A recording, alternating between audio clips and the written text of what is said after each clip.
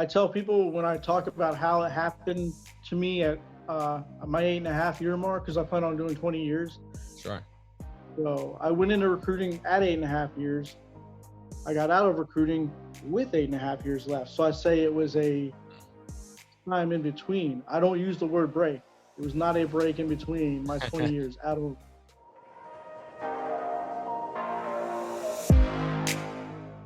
Welcome to the Military Bottom Line podcast, where we learn from veterans and those currently serving how to make the most out of a military contract. We're here to motivate, inspire, and help you leverage your service to positively impact you professionally, personally, and financially during your military career and beyond. Hey guys, thanks for tuning in to another episode of the Military Bottom Line podcast. Super stoked to have you here. Thanks for joining. Thanks for listening.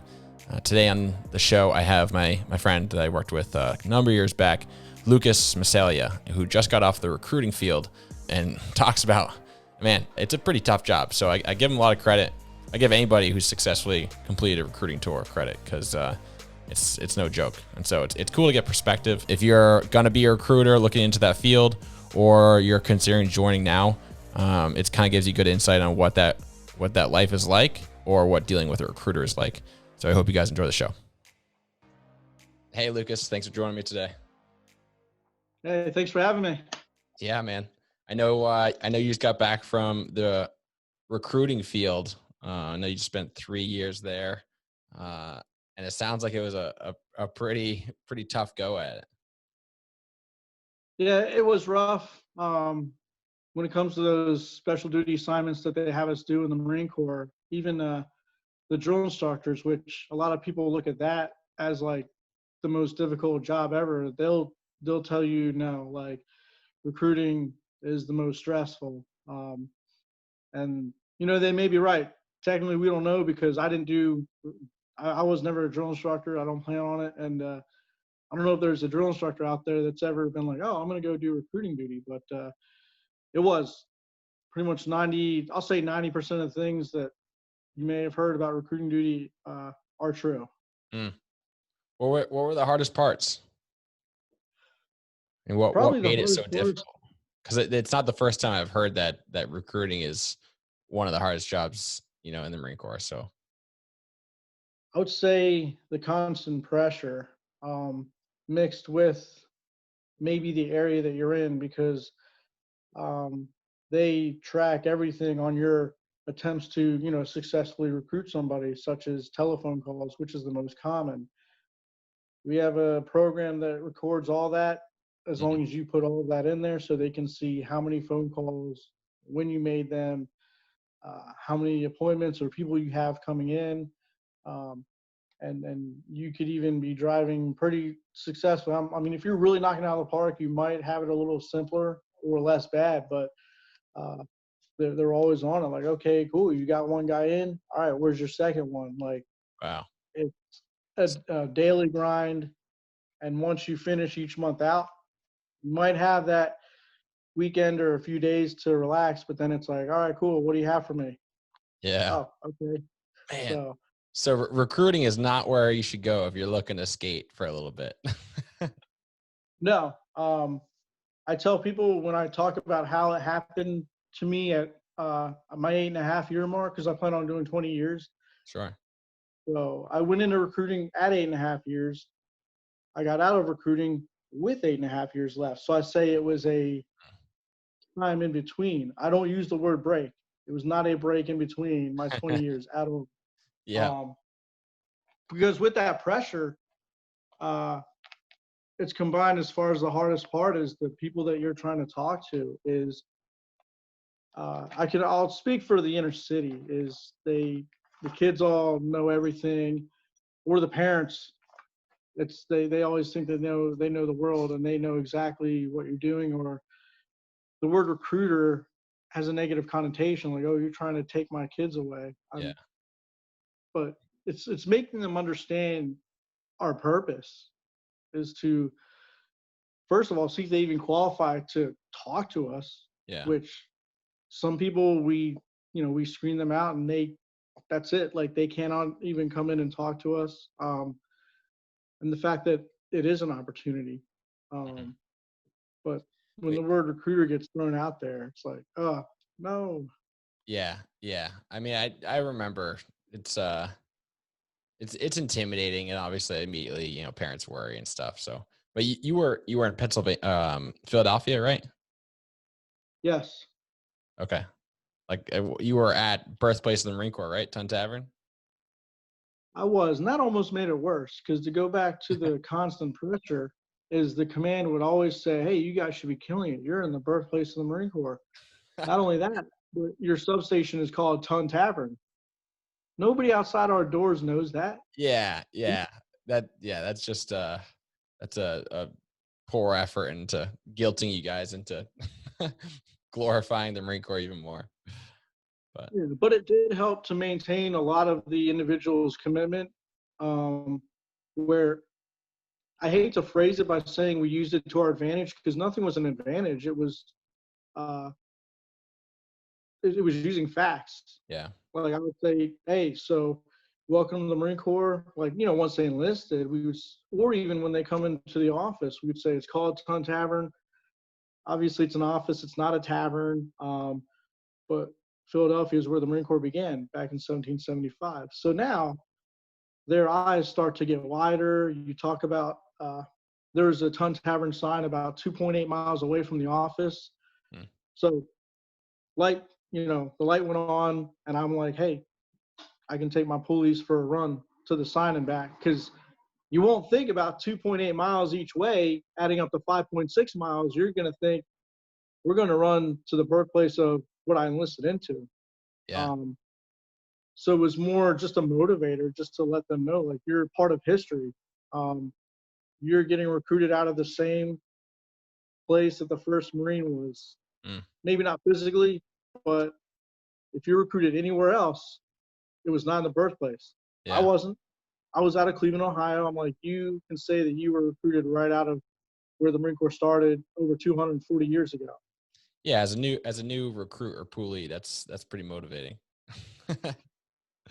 And it's good. And, I put that up all the time. A lot of the recruiters would, and, it would stand out. It would help us to maintain success. Mm. How many people did you put in the Marine Corps over your 3 years? It was in the 50s, because they go by, you put X amount of people in the Marine Corps, but not all of them went to recruit training. Mm. So we don't count them. And then I'm not even really going to count the ones that quit when they're at boot camp. So Wait, it how honestly does that work? it was You put them in the Marine Corps, but they didn't go to recruit training, like they got disqualified at MEPS kind of thing, or what? or they decided they didn't want to go anymore. Oh wow. So it's insane. So when you're in the delayed entry program, um, technically, if you say I don't want to go anymore, like, nothing happens to them. And it's kind of crazy. There wasn't really a most difficult part of recruiting, but there were parts of it that were like equally just difficult. Mm. Um, and nothing happened. Of course, we get yelled at, like, yo, why did you get another discharge? It's like, kid don't want to go to boot camp, and How many maybe times mom did and that happen? dad. Oh God, they called me the discharge king, even though I was highly successful. Because I had, even in July, on the 1st of July, it's always the first of the month where you claim and put in for those discharges, and you take them out of the your numbers or whatever. And I Yeah. had 3 on July 1st, that they didn't want to go, and then even on my way here, I still had what was it? I had 2 more that had quit at boot camp, and I'm like, Wait, in boot camp, yeah. like they just woke up one day and like, I can't hack this. I mean, that's unbelievable. So to actually quit, it's like you literally have to do nothing because the drill instructor's creed is how they're not going to give up on you even when you give up on yourself. Mm, yeah. Um, and when I went to boot camp, there were plenty of people that, like, one guy, he quit so many times, or at least said he requests to, like, go home or whatever, and they would just say, no, get back in, like, whatever they're doing. And of course, at the end of the boot camp, we would be like, hey, remember how many times you said you wanted to quit? Um, so it does take a lot. Or, and that was one of my guys. He just flat out quit. The second guy, he cut himself. So Like in an attempt to take his own life, or he kind said it of was like to a, release stress. what's that? He said it was to relieve stress. So he wasn't trying to take his own life. He was trying to relieve stress. Interesting. So they get sent home. And so, yeah, I had quite a few. Like my first one that quit at boot camp had 2 weeks left. Are you So kidding me? yeah, it's pretty awesome. Now, as far as recruit training, though, is that will be on that individual's record for the rest of their life. So depending on what kind of job they might want to go for, that employer will see that they went to recruit training and for whatever reason they quit, and they'll find out about like why and all the details. But if it's before you go to boot camp, nothing happens. And Yeah. it's insane, obviously, because the other recruiters, myself, yourself, obviously we didn't quit. We didn't back out on a commitment that we made. Mhm. So I can't explain it, but it made it more difficult because then you get a discharge. Guess what? Now that person becomes a number. Now you got to go find someone to replace them. Wow. Wow. What was the biggest reason people joined the Marine Corps? Were they looking for benefits? Were they looking for adventure? I mean, was it like one or two specific things that these kids were looking for, or what did you sell them on? To be honest with you, it's not really what I sold them on because the Marine Corps can sell itself. Um, that's where, when people say, thank you for everything you did, I'm like, if it weren't me, it'd be somebody else. Yeah. Because, Mm. it's, so it's not what we sold because what they teach us at recruiter school is to identify their wants and their needs. Yeah. So to really answer that question, um, I technically have about 50 plus answers because of those amount of people I put in the Marine Corps and Mm. who actually made it. Because you want to give them that reason why they should come talk to you. Yeah. Um, unless they reached out to you, you still want to find that reason. But if it's like a cold call where it's like, hey, I'm calling for so and so, I see that they're a senior in high school. You've never, ever, ever talked to this person in your life. Hmm. How can you find out and build a friendship, not a friendship, but like build rapport Yeah. and find out what goals do they have. So there are things like people want to travel, get out of Philly. That's the most common one that I got. Yeah. Um, because we were in a rough area um, where I would never raise a family, but um, obviously people live there, millions and whatever. Uh, some people were, you know, basically the last person I put in the Marine Corps, she already knew. She's like, I'm not going to college. And she was at a school that emphasizes college. Like it was my top school basically. So I lucked out with that, but her sister was in the Navy, and when she talked about the Marine Corps, she was already giving her props on like Marine Corps. Okay, so hers was just like, no, like I want to be in the military. Cool. Um, you just get those different backgrounds and those different kinds of people.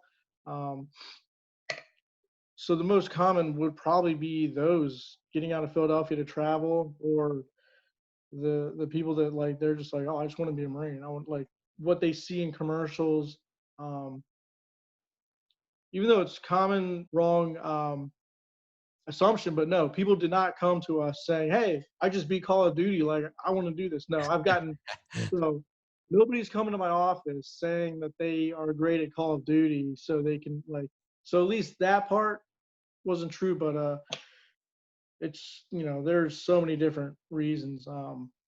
And yeah, you might have your few quote bad kids, like sometimes they needed it, and we identified that like if Yeah. you don't do this, you're not gonna be anybody. Hmm. Yeah. No doubt. What do you think, what kind of advice do you give to the kids that you are recruiting before they ship off to boot camp and start their career? Like what advice are you giving them for success? So I'll break it down to two different things. So the main thing, because as far as us, for example, that first guy who had quit at boot camp on me, and on himself when he had 2 weeks left, that still counts against us, Mm. which is I don't understand that. I don't agree with it. But so honestly, my first thing is don't quit, like, because we're all about winning, and not even just wars. We're just about winning and being successful. Yeah. Um, so it's to not quit, but to uh, and the other advice that I have is really coming off of the first girl that I put in the Marine Corps. Her first letter to me was about motivating other girls not to quit. And I'm like, they're already thinking about quitting when you just got there. Um, because she remembered why she came into the office in the first place. Zero military like knowledge at all, by Mm. the way. So I say, always remember why he came into the office in the first place, why he talked to us. Um, but also remember what you have to look forward to. And that's what she wrote in her letter. And so that's what I tell everybody. I say, hey, first of all, don't quit. If you're not that person that's going to try to think about quitting while you're there recruit training to be successful, stop somebody else from quitting. Yeah. Motivate them. And yeah, we've had our surprises on people that have gone down there and quit. And we're just like, it's insane. Like, it's hard to describe because you'd actually have to live it to really feel what it's like to know that individual and be like, hey, they're going to be good. And then they quit. So we had our surprises, but that's what I tell them. I say, don't quit. Remember why you talked to us. Remember what you have to look forward to. It's I Because mean, it's unfortunate because it's like, I remember boot camp, and it's like, it seems like the end of the world while you're there, but there's so much light at the end of the tunnel for those that can just suck it up for a couple of weeks and get through, especially quitting 2 weeks before graduation. That's crazy. yeah, and the day you leave, everything's in Yeah. place. Your pay, your benefits. It's like you're a federal employee. Yeah. No, and I always tell people, you're not going to be getting yelled at doing push-ups, thinking like, oh, I'm getting college credits while I'm getting yelled at right now. Because you leave recruit training with college credits, while your friends who put themselves in debt most likely are haven't even attained any. And so I tell them that you may not feel it, but when you get out of boot camp, you're going to tell people, I got college credits.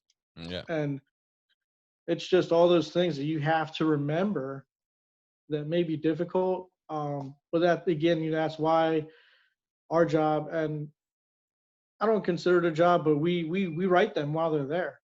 Yeah. So we, as the individuals that put them in the Marine Corps, keep them motivated. We remind them like, hey, like we still got your back. But we emphasize the best people to hear from is your family and your friends who've known you for 17, 18, 25 years. There are people that I knew for like a couple months before they left for boot camp. Mm-hmm.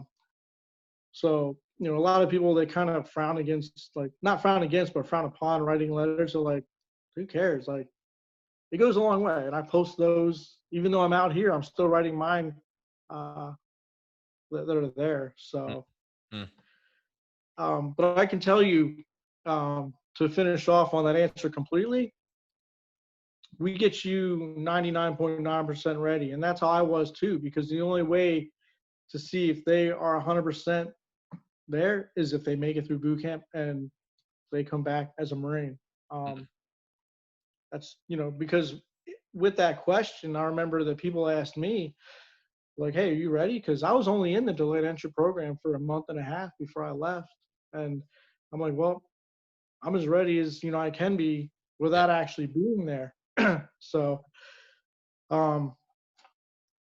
it really comes down to the mental aspect as well. Because I just realized that nothing that I told you had anything to do with like doing a million pull-ups, push-ups, and being the most physically fit. It's a mental thing. Yeah. Being able to do push-ups, running, and pull-ups is not going to determine your success. It's definitely the mind game. And it is. And that's being successful in recruit training. 100% of those individuals that got sent back home early from boot camp They all quit. We never once got a phone call saying, this guy cannot swim as much as we're even like, this guy cannot pass the rifle range. This guy cannot pass the physical fitness test. It's always something mental. Yeah. Yeah. Yeah. I mean, they'll be patient with you if you're struggling to swim to the end of the pool. They'll give you another chance. But if you're a quitter, then you're a quitter. But And that's what they all are. We've had people fail those events. So they get dropped. So their graduation might get, pushed back, 2 weeks or whatever. Um, and it's mainly swim call. We've gotten the call, hey, your guy got dropped on swim call. He failed. He's got to go do it again. But yeah. guess what? They passed that second time around. Yeah.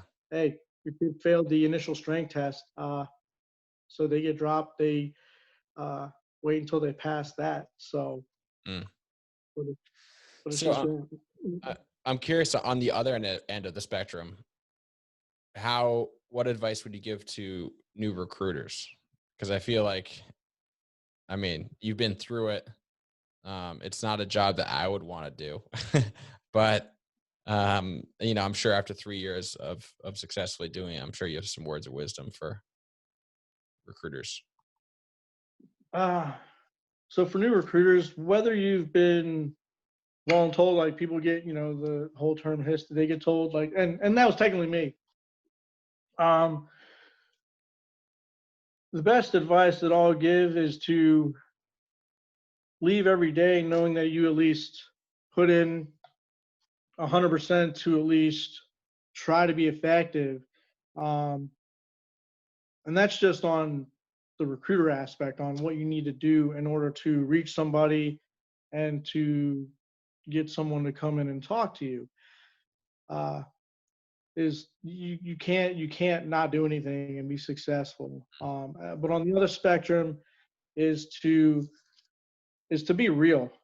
I tell that with everybody. And that's a mixture of being real, but also adapt to your area. Because I grew up outside of Philadelphia. The inner city is so much different. And Yeah.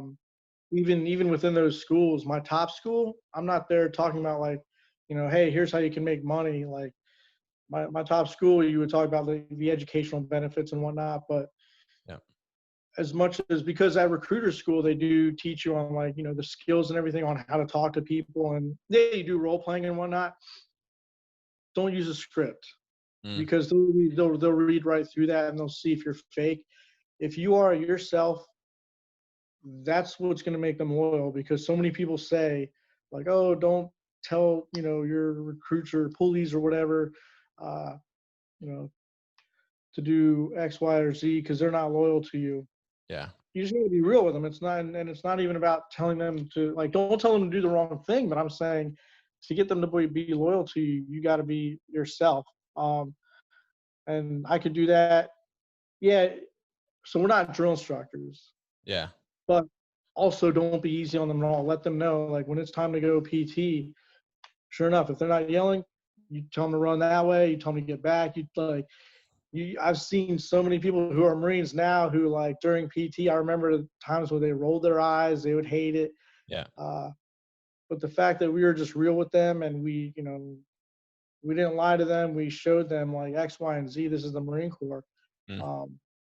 That's the best advice I can give them, is to put in 100% work wise, but be yourself. Like, don't be a robot and be scripted. Like, and it's to that area, because if you're in the countryside, you'll talk differently to a group than if you're in the inner city. For sure. And that's what helped me out. Like, Mm. and it's not about bragging, but it's more about the fact that I talk a lot to my Marines and others on how I could reach out to virtually anyone I put in the Marine Corps, and I still communicate with all of them. I even, posted a picture with one of my Marines that I put in, who has my same job, and he works down the street from me. Cool. And it's like, if you try to reach out to them and they ignore you, that means something. But like, it's just because I was real, honest with them, but I also put in 100%. Yeah. Yeah, absolutely.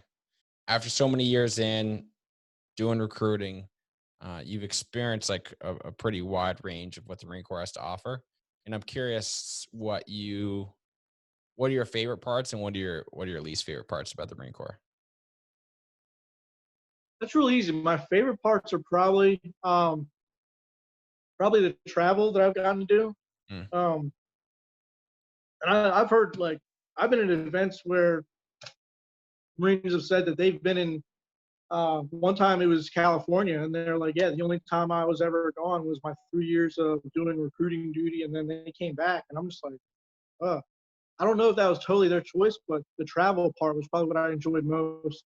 Um, where I've been able to go to. I mean, I was stationed in Okinawa, Japan for 2 years, but even within that time, I went to Singapore, Thailand, the Philippines, mm, Iwo Jima. Um, took a personal trip to Dublin, Ireland to see family.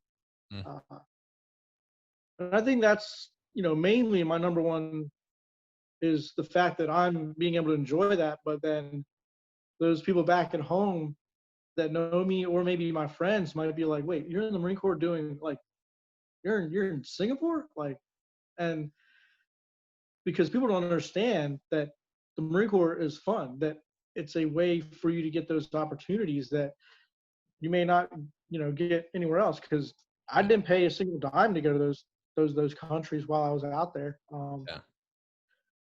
Now, as far as the worst, and the funny thing is about this question is, I would get this question from a lot of people that would come to our office. They'd be like, "Hey, Sure. what's good about it? What's bad?"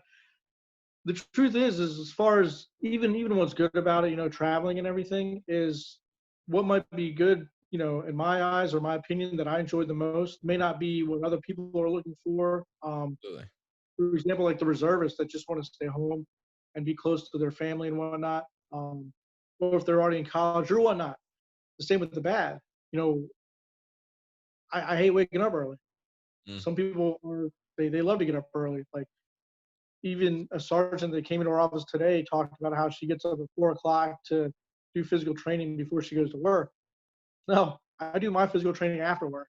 Like, so So, I don't know. As far as early mornings is your least favorite part of the Marine Corps? honestly, it would be. That's funny. I already knew the people that complain the most. I don't think that they really understand or have grasped the fact that, like, hey, like, there's things that are going to be uncomfortable, Mm. and they may have been raised where they didn't really have things that difficult, and that's what makes it hard. And then they complain, and I'm just like, it's just how we were raised. But Yeah.